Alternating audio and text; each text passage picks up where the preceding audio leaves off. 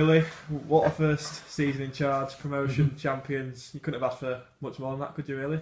It's been a great year for the football club, for everyone involved. From I've gone on record before of saying there's so much goes into this football club, and it was an exciting challenge for me. And I can remember sitting in this very room or next door more, and chatting it through with Jimmy and Kent and Matt, and trying to establish a common theme and a common goal. And we did that very, very quickly. And then it was just a case of putting a strategic plan together, and we did that. So to come out the other end, and such a difficult league to get out of.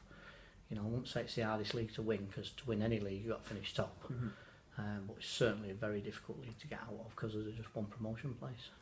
So really cast your mind back all the way to August if you can, start the season. Back in August we won 5 out of the first 7 games, starting off with an emphatic 6-3 win against Maltby, if you remember. Followed by a somewhat shock 4-3 defeat to Parkgate. What was the one thing you noticed most about the NCL in your first week in charge? Well, I mean, I'd spent some time in the NCL before with Liversedge, so kind of knew the league. It changed drastically in the 3 years I've been away from it, certainly with some of the teams that were in with, and the travelling wasn't quite as far as it has been. It were more sort of east to west than it was north to south. So I think very early on I was quite pleased with certainly the standard of football and the standard of players around the league.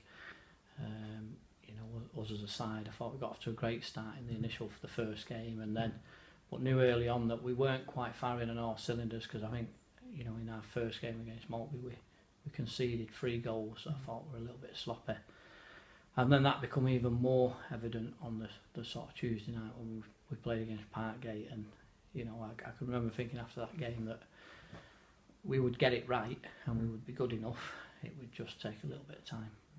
Yeah, we then put in back-to-back final victories against Addersley away and Brig at home.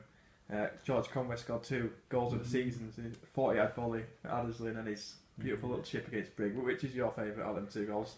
Well, I think they're both outstanding goals. I think that you could add them to a list of. I mean, we scored 119 goals across the course of the season just in the league. So, and I'll bet there's 40 or 50 goals in there that could quite easily rank as the best goal of the season. So. George got off to a flyer. It just suited him. The weather was great. The pitches were flat.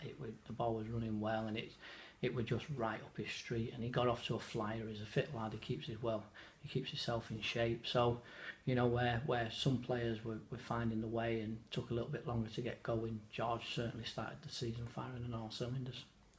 Looking at the FA Cup, went up to Hebburn in Newcastle and won their 3-1 before.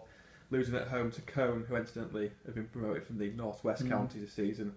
Obviously there was a key sending off in that match against Cone, but were you disappointed to go out of the FA Cup? Yeah, I think you're always disappointed, because the year before I think we'd gone to the 3rd or 4th round qualifying, and Galway Bay had put us out. Funnily enough, he'll be back in our league this year as a conference side at the time, and it's just a great distraction, the FA Cup. I think the earlier round at Hebburn, because of the result on the Tuesday night against Parkgate, was probably a little bit tense. And although we came away with I think a 4-1 victory up there, it wasn't a convincing 4-1 victory. But I certainly think the game against Colne, we got off to a flying start. And yes, the sending off changed the game, but they've had a brilliant season like us. Their season's been the same as ours. Them and Runcorn Linnets have been top of the league all season, and they fought each other neck and neck. But I always thought Colne would have enough to get over the line, and look forward to locking arms with them again next year.